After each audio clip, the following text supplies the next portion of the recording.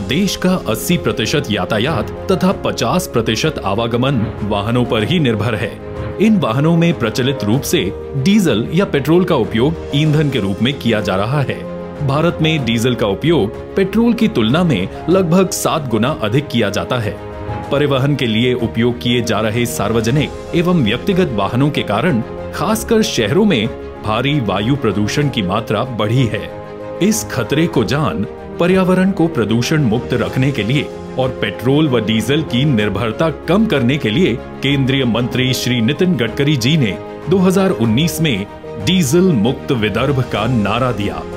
Petrochemical और कच्चे तेल की आयात पर लगने वाले लगभग 40,000 करोड़ रुपए बचाने के लिए इलेक्ट्रिक, सीएनजी और एलएनजी से चलने वाले वाहन भारतीय ऑटोमोबाइल क्षेत्र का भविष्य होंगे, ऐसा उनका दृढ़ विश्वास था। गडकरी जी ने अपने डीजल मुक्त विदर्भ के नारे की कथनी को करनी में साबित करते हुए विदर्भ क्षेत्र में इलेक्ट्रिक वाहनों को बढ़ावा दिया। सार्वजनिक बसों को सीएनजी पर चलने के लिए प्रेरित किया। इतना ही नहीं, उन्होंने देश का पहला सीएनजी ट्रैक्टर भी लॉन्च किया। आज के आधुनिक जमाने में सीएनजी का अगला कदम एलएनजी है। एलएनजी यानी द्रवित प्राकृतिक गैस एक नया ईंधन है जो अत्याधुनिक तकनीक का नतीजा है। ये एक ऐसा प्राकृतिक गैस है जिसे -162 डिग्री सेंटीग्रेड पर क्रायोजेनिक टेक्नोलॉजी से द्रवीकृत किया जाता है। रंगहीन तथा गंधहीन एलएनजी एक पर्यावरण अनुकूल ईंधन है जो बिल्कुल भी विषैला या कोरोसिव नहीं है।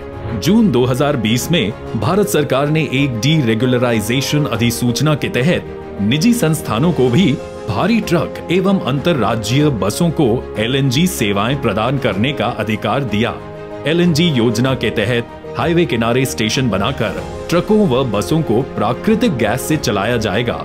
इस योजना की आपूर्ति के लिए आयुर्वेदिक उत्पाद में कार्यरत बैद्यनाथ जैसी कंपनी को निवेश के लिए राजी करने का महत्वपूर्ण कार्य श्री गडकरी जी ने किया। ये गडकरी जी के भरसक प्रयास, वैज्ञानिक दृष्टिकोण तथा देश की उन्नति के प्रति कटिबद्धता का ही फलस्वरूप है, जो नागपुर में देश का पहला एलएनजी आपूर्ति केंद्र यानी स्टेशन का निर्माण हुआ है।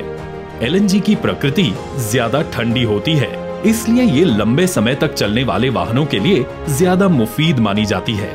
ये डीजल से 30-40% सस्ती भी है और एक बार टैंक भरवाने के बाद ट्रक या भारी वाहन 600 से 700 किलोमीटर सफर कर सकते हैं। देश में अमूमन 1 करोड़ ट्रक हैं।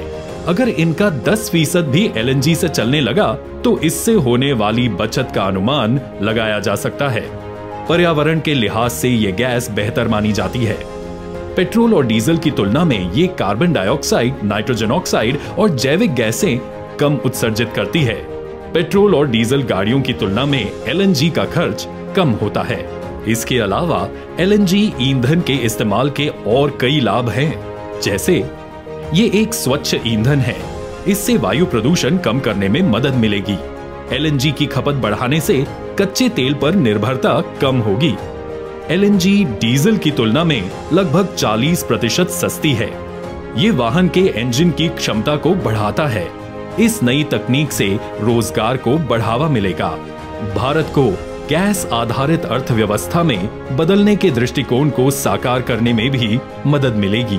इसे न सिर्फ बस या ट्रक में बल्कि खनन उपकरण, बंकर और डीजल रेलगाड़ी इंजन में भी ईंधन के तौर पर इस्तेमाल किया जा सकता है। केंद्रीय मंत्री श्री नितिन गडकरी जी के राष्ट्र के उत्थान के प्रति सजगता, अथक प्रयास और भविष्य को आंकने वाली विचारधारा का नतीजा है कि आज भारत की पहली एलएनजी सुविधा नागपुर में परिचालन के लिए तैयार है। ये सारे देश के लिए, विशेष तौर से विदर्भ क्षेत्र के लिए तथा नागपुर वासियों के लिए गर्व की बात है। बैद्यनाथ समूह विदर्भ क्षेत्र में स्थायी, किफायती और पर्यावरण पूरक हरित ऊर्जा के लिए एलएनजी सुविधाओं को बढ़ाएगा। नई पीढ़ी का ये ईंधन देश की उन्नति को बढ़ावा देते हुए नागपुर के कई ट्रांसपोर्टरों के चेहरे पर समाधान की मुस्कुराहट लाएगा, ये सुनिश्चित है।